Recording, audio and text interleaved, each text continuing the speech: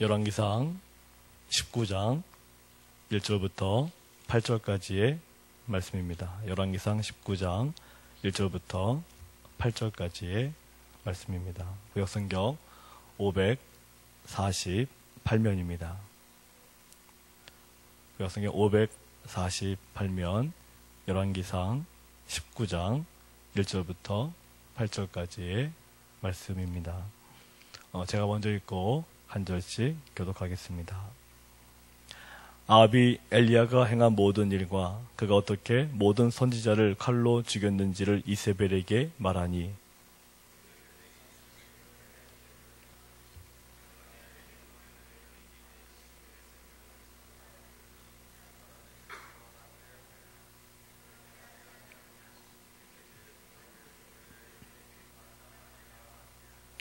그가 이 형편을 보고 일어나 자기의 생명을 위해 도망하여 유다에 속한 브엘세바에 이르러 자기의 사원을 그곳에 머물게 하고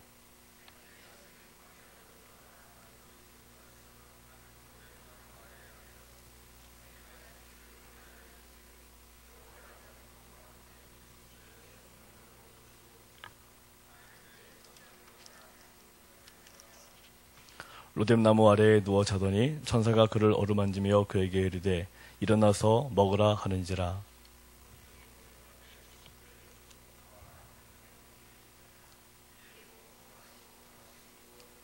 여호와의 천사가 또 다시 와서 어루만지며 이르되 일어나 먹으라 내가 갈 길을 다 가지 못할까 하노라 하는지라. 일어나 먹고 마시고 그 음식물에 힘을 의지하여 40주 40야를 가서 하나님의 산 호렙에 이르니라. 아멘. 레미제라블 소설의 저자인 빅톨 위고는 레미제라블이라는 소설에서 이렇게 이야기를 했습니다. 오늘의 문제는 싸우는 것이 아니요 내일의 문제는 이기는 것이다. 모든 날의 문제는 무엇인가? 떳떳하게 죽는 일이다. 이 말은 나와의 싸움에서 승리해야 진정한 승리이고 그래야 인생을 의미 있게 마치게 된다는 것입니다. 떳떳하게 죽을 수 있다는 말인 거죠.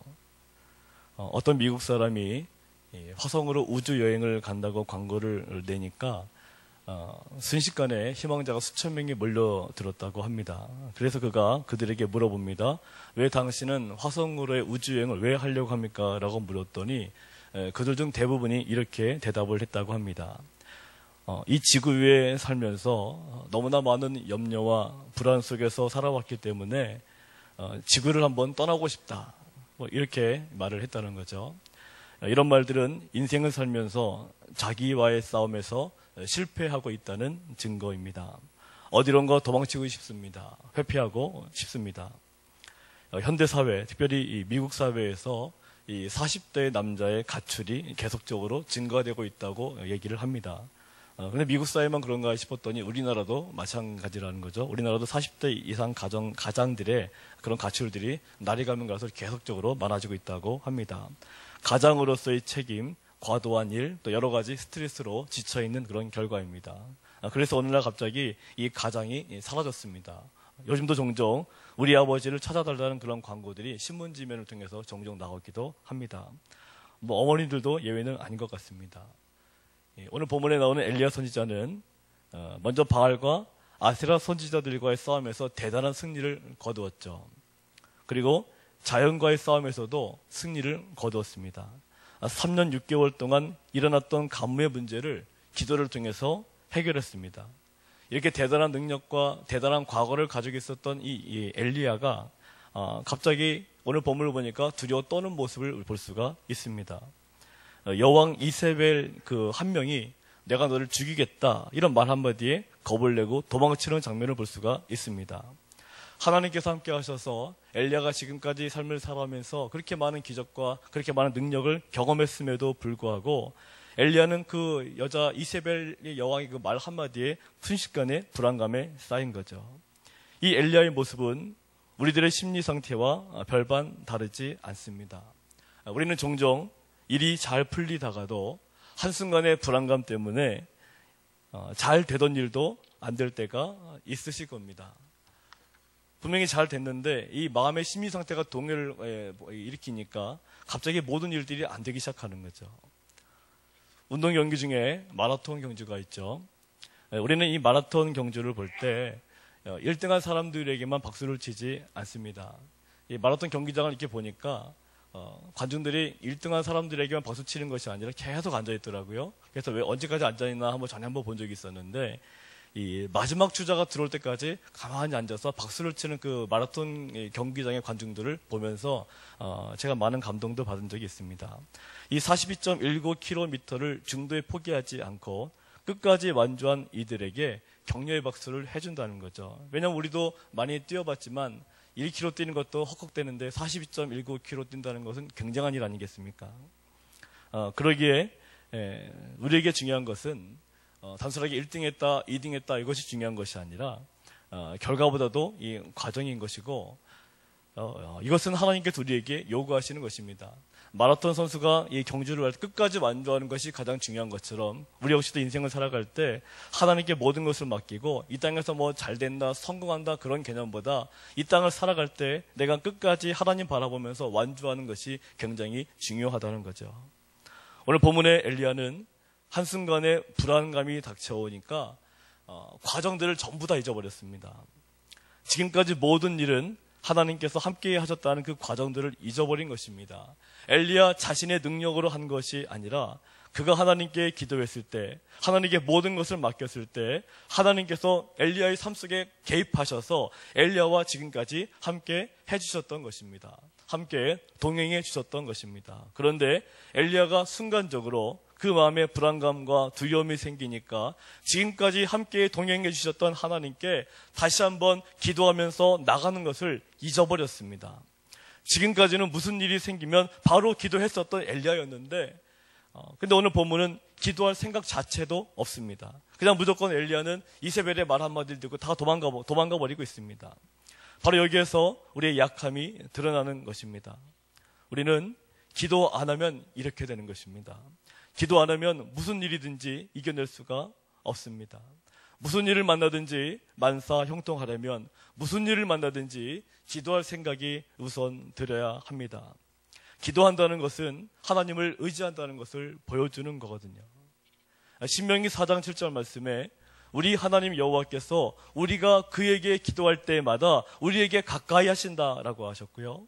사무엘상 1장 27절 말씀에 이 아이를 위하여 내가 기도하였더니 여호와께서 나의 구하여 기도한 바를 허락하신지라 라고 하셨습니다.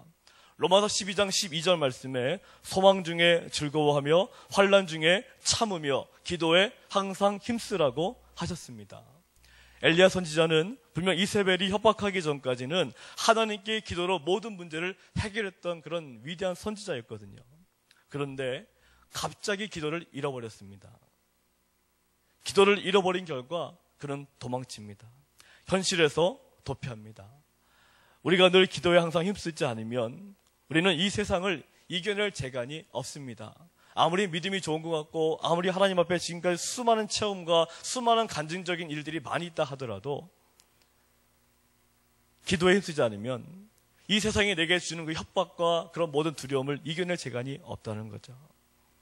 그러나 하나님만 찾을 수가 있다면 우리는 분명히 다시 회복될 수가 있습니다.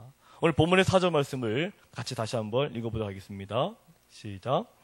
자기 자신은 광야로 들어가 하룻길쯤 가서 한 로뎀나무 아래에 앉아서 자기가 죽기를 원하여 이르되 여호와여 넉넉하오니 지금 내 생명을 거두시옵소서. 나는 내 조상들보다 낫지 아니라 하고. 엘리야는 하나님도 잊어버린 채 정신없이 도망갔습니다. 그러다가 엘리야 스스로 육체적인 한계에 다다르게 된 거죠. 그의 마음도 그의 육신도 지칠 대로 지쳤습니다. 그래서 엘리야가 로뎀나무 아래에 주저앉은 것입니다.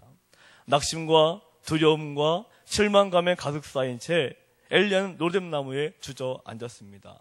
이 엘리야의 모습을 보면 이 엘리야가 과거에 그 아세라 선지자, 아합 선지자 950명과 붙어가지고 싸운 그 엘리야가 맞는가라는 생각이 들 정도로 연약한 엘리야의 모습을 보여주고 있습니다. 스스로 자포자기에 빠져 있습니다. 그런데 이 엘리야가 이 와중에서도 로뎀나무 아래에 앉아 있으면서 기도 같지 않은 기도를 하고 있죠. 어떤 기도를 하고 있습니까? 여호와여, 지금 내 생명을 좀 거둬주십시오. 어떻게 보면 기도 같지 않습니다. 그런데 이건 역시도 하나님을 향한 기도입니다. 기도는 하나님께 내가 어떤 것들을 자신 있게 구하고 믿음을 간구하고 그런 것만이 기도가 되는 것이 아니라, 기도는 하나님과의 영적인 호흡입니다. 다시 말하면 기도는 하나님과의 만남이라고 하는 거죠. 이세벨에게 협박을 당했을 때 그때 먼저 하나님께 엎드렸으며 하는 아쉬움도 분명히 있지만, 이것은 엘리야 역시도 우리와 성정이 같은 사람이라는 것을 보여주는 것입니다. 그 위대한 선지자 엘리야도 기도를 해야 될 그 순간에 기도를 잊어버리고 도망쳤다는 거죠. 우리들도 때로는 순간적으로 기도를 잊어버리고 스스로 절망에 빠져서 어디론지 도망치는 그런 경험들이 있으실 겁니다. 저 역시도 그런 경험들이 많이 있습니다. 하나님께서 저 자신에게도 많은 간증과 많은 경험들을 주셨음에도 불구하고 어쩔 때는 스스로 그런 모든 것들을 견디지 못하는 경우들도 종종 많이 있습니다. 그러나 엘리야 선지자의 경우를 볼 때에도 우리는 모두 연약한 인간들이다 보니까 충분히 그럴 수가 있다는 거죠. 엘리야 같은 위대한 선지자도 그런 모습을 보이는데, 우리 여기 앉아있는 우리 모든 성도님들 같은 경우는 말할 것도 없겠죠. 나 혼자 힘으로 열심히 뭔가 해보려고 합니다. 그래서 나 혼자 힘으로 어디론지 도망치고 싶습니다. 그러다가 지칠 때 하나님이 조금이라도 생각이 나거든. 오늘 이 엘리야처럼 하나님을 향하여 기도하시기 바랍니다. 그때라도 하나님을 찾기를 우리 하나님은 원하시는 거죠. 하나님은 하나님을 찾을 때까지 기다리십니다. 하나님을 찾아야 비로소 하나님을 바라보기 때문입니다. 바로 4절의 이 엘리야의 모습은 드디어 하나님을 찾는, 하나님을 만나고 싶어하는 엘리야의 모습이 있는 것입니다. 다 같이 5절을 읽어보겠습니다. 시작. 로뎀나무 아래에 누워 자더니 천사가 그를 어루만지며 그에게 이르되 일어나서 먹으라 하는지라. 하나님 앞에서 울다가 지쳐 잠들은 이 엘리야의 이 치근한 모습을 우리는 느낄 수가 있습니다. 그러나 하나님 앞에서 울다가 지쳐 쓰러진 이 엘리야를 하나님은 그대로 내버려 두시지 않습니다. 하나님은 엘리야를 만지시면서 다른 이야기 하지 않으셨습니다. 너 힘들 때, 어려울 때 왜 나를 찾지 않았어? 너 이세벨이 널 협박할 때 왜 날 찾지 않고 왜 네 멋대로 도망갔어? 너 왜 쓸데없이 왜 네 마음대로 행동했어? 너 왜 기도하지 않았어? 이렇게 말씀하지 않으셨습니다. 엘리야의 현재의 상태를 가장 잘 아시는 하나님께서 먼저 그를 회복시키려고 애쓰시는 모습을 우리는 볼 수가 있습니다. 하나님은 이 엘리야를 어떻게 해서든지 일으켜 세우려고 하십니다. 6절을 같이 읽어보겠습니다. 본즉 머리맡에 숯불에 구운 떡과 한 병 물이 있더라. 이에 먹고 마시고 다시 누웠더니. 지쳐 쓰러져 있지만 하나님 앞에 울다가 쓰러져 있는 이 가련한 엘리야를 위해서 하나님은 먹을 것을 준비해 놓으시고 부드러운 손길로 엘리야를 만지고 계신다는 사실입니다. 그리고 부드러운 음성으로 엘리야를 흔들어 깨우셨습니다. 엘리야야, 일어나서 먹어라. 그냥 입에다가 강제로 수저 넣는 게 아니라 부드럽게 엘리야를 향해서 말씀하신 주님의 음성이 들리십니까? 엘리야는 그 부드러운 손길을 느끼고 그 부드러운 음성을 듣고 일어나서 먹었는데 여전히 기운이 나지 않아서 다시 누워버립니다. 7절을 읽겠습니다. 여호와의 천사가 또다시 와서 어루만지며 이르되 일어나 먹으라. 내가 갈 길을 다 가지 못할까 하노라 하는지라. 하나님께서는 포기하지 않으시고 또다시 엘리야를 만지시며 위로하시며 격려하십니다. 아니 내가 너한테 한번 이렇게 먹여줬으면 빨리 벌떡 일어나야지 이러신 것이 아니라 하나님은 다시 한번 엘리야를 만지시고 계시는 거죠. 너 그렇게 믿음이 없냐? 너 그 정도밖에 안 되냐? 이렇게 채근하시는 것이 아니라 하나님은 다시 한번 엘리야를 이렇게 세우고 계십니다. 이거 먹어야지. 이거 먹어야 힘나지. 하나님께서는 하나님 앞에 울다 쓰러진 로뎀나무 아래에서 엘리야를 위로하시며 격려하시면서 일으켜 세우고 계시는 겁니다. 지금 하나님께서 너무 지쳐서 그만 자신의 목숨을 거두어 가달라고 하는 이 엘리야에게 다른 말씀은 없으시고 엘리야를 어루만지시면서 일어나서 먹으라는 말씀을 하고 계시는 겁니다. 우리는 이런 하나님의 모습을 닮아가기를 원합니다. 그저 말없이 함께 있어주는 것만으로 어떠한 충고보다 스스로 반성하게 하고 그저 따뜻하게 한번 안아주는 것만으로 충분한 위로가 될 수 있는 우리 광주동산교회가 되기를 원합니다. 로뎀나무 아래에서 회복된 엘리야처럼 우리 교회도 또 하나의 로뎀나무가 되어 많이 지쳐있는 이들을 쉬게 하고 회복시킬 수 있는 그런 능력 있는 교회가 되기를 소망합니다. 오늘 이 새벽에 나오신 우리 성도님들 가운데서도 혹시 이런 엘리야처럼 지쳐있는 분들 계십니까? 울고 싶다면 남들 몰래라도 하나님 앞에 나오셔서 마음껏 눈물을 흘리시기를 바랍니다. 열왕기하 20장 5절에 하나님께서 히스기야 왕에게 내가 내 기도를 들었고 내 눈물을 보았노라. 내가 너를 낫게 하리니라고 하셨습니다. 세상 앞에서 울어봤자 아무런 소용이 없습니다. 하나님을 향하여 참았던 눈물을 다 쏟으시기를 바랍니다. 하나님은 분명 우리를 위로하시고 힘주시고 용기 주실 줄로 믿으시기를 바랍니다. 저는 캐나다를 가본 적은 없는데요. 지난번 이 기사를 보니까 이 캐나다에 밴프라고 하는 이 세계적인 휴양지가 있다고 합니다. 그곳에는 수십 미터씩 하늘로 쑥쑥 뻗은 큰 전나무가 있다고 하는데요. 그 전나무가 너무너무 어마어마해서 관광을 가서 그 나무를 보는 사람들의 입이 다 다물어지지 않는다라고 합니다. 그런데 그렇게 크고 강해 보이지만 거센 바람이 불면 뿌리채 뽑혀서 쓰러진 경우가 허다하다고 합니다. 왜 그런가 하고 알아봤더니 그곳은 땅도 비옥한 데다가 수분 공급까지 원활하다고 합니다. 그래서 그 지역의 나무들은 너무나 모든 조건들이 완벽하니까 나무의 뿌리가 그다지 깊이 내릴 필요가 없다는 거죠. 그냥 조금만 뿌리가 살짝만 있어도 워낙 수분이 풍부하고 환경이 너무나 좋으니까 굳이 나무가 애를 써서 뿌리를 저 밑바닥까지 뿌리를 내릴 필요가 없다는 것입니다. 환경이 너무나 좋다는 거죠. 환경이 너무 좋으니까 너무 행복하다는 것입니다. 그렇지만 뿌리가 깊이 내려져 있지 않다 보니까 큰 바람이 불면 그 바람의 힘을 이기지 못하고 뿌리채 뽑혀 죽게 된다는 거죠. 아무리 강해 보이는 사람이라도 하나님 없이는 아무것도 아닙니다. 하늘을 찌를 듯 높이 자란 위압적 모습과는 달리 뿌리는 너무나 미약해서 뿌리는 너무나 깊이 내리지 못해서 작은 도전 앞에서도 쉽게 무너지고 마는 것입니다. 반면에 하나님만 의지하는 약함은 겉보기에는 소박해 보이고 아주 미천해 보입니다.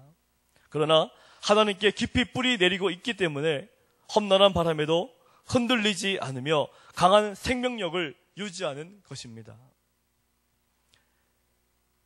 엘리야는 비록 도망치는 약한 모습을 보였지만 하나님을 향한 엘리야의 뿌리는 우리의 상상을 초월할 정도로 굉장히 깊이 내려져 있는 거죠. 깊이 내려져 있기 때문에 마지막 그 순간에 결국 하나님을 붙잡고 그 앞에서 쓰러져 있는 것입니다. 우리가 힘들고 어렵더라도 하나님을 붙잡고 우리가 하나님 앞에서 쓰러져 있다면 하나님은 반드시 나를 일으켜 세워주십니다. 우리 모두는 겉은 약해 보여도 뿌리만 하나님께 깊이 내려질 수 있다면 오늘 본문의 엘리야 같이 다시 일어나게 되는 놀라운 일을 경험하게 될 줄 믿으시기 바랍니다. 하나님은 오직 하나님만을 바라보는 자를 결단코 넘어지도록 내버려 두시지 않습니다. 마귀는 끊임없이 우리를 건드리고 끊임없이 우리 약점을 건드리고 끊임없이 우리에게 모든 부분을 건드려서 야 너는 할 수 없다라고 얘기합니다. 마귀는 그 역할을 하는 거거든요. 마귀는 끊임없이 나에게 와서 나를 약하게 만듭니다. 그렇지만 우리 하나님은 그 약함 속에서도 나를 붙잡아 주시고 먹을 것을 주시고 위로해 주시고 회복시켜 주시고 두 손 들어서 우리를 일으켜 세워주시는 귀하신 하나님이심을 꼭 믿으시기를 바랍니다. 기도하겠습니다. 하나님 아버지 감사를 드립니다. 때때로 우리가 연약한 믿음 때문에 하나님을 멀리하고 기도도 하지 못하고 찬송도 안 나오고 말씀도 제대로 못했던 저희들의 삶의 순간들이 있지만, 하지만 그럼에도 불구하고 우리의 모든 환경과 우리의 모든 처지와 우리의 모든 마음을 아시는 하나님께서 날마다 우리를 붙드시며 날마다 우리를 위로하시며 날마다 우리가 어서 일어서기를 원하시는 그 주님이심을 저희들은 기억합니다. 엘리야가